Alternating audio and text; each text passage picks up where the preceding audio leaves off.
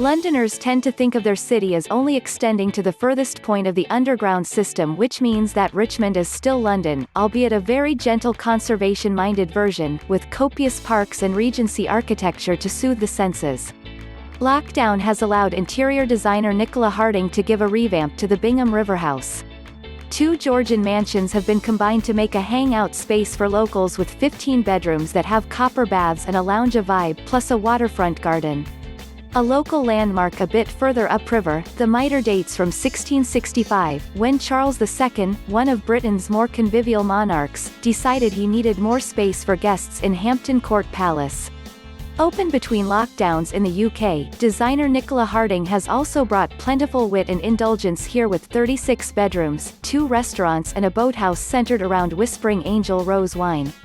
The setting, next to Hampton Court Bridge with a bow window over the water, is superb, a proper nod to post-Puritan life that resonates today. Skipping along some aspects of the Thames that are less than lovely stains, or acceptable but lacking in hotels, eventually you reach Windsor.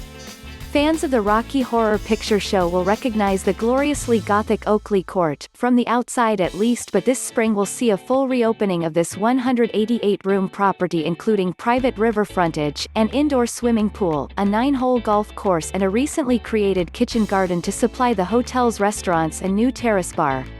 Part of the Athenaeum Group, the Runnymede also knows how to enjoy itself and has some very pleasant river frontage. Owned by the YTL Group, Monkey Island in Bray didn't open between lockdowns but is set to open fully on May 17. This glorious Regency stucco folly is on its own little island, reached by a bridge with 41 bedrooms, restaurants and bars plus a floating spa on a barge.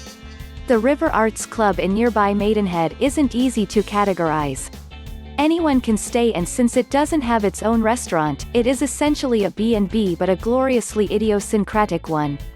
Filled with contemporary art and bold, clever decor, the 13 rooms range from a tiny turreted single room to extravagant suites with private terraces. The ground floor has witty reminders of its military past, including an honesty bar and a cigar cellar. A boat, Ophelia, is permanently moored at the jetty, allowing for water-based incursions to the Michelin-starred restaurants of nearby Bray, including Fat Duck and the Waterside Inn, all of which are due to open again in April and May. Head further around the Thames and you reach Taplow in Buckinghamshire. There's serious grandeur and history at Cliveden House, and it is one of the most beautiful stretches of the Thames, with a judicious blend of conservation and luxury.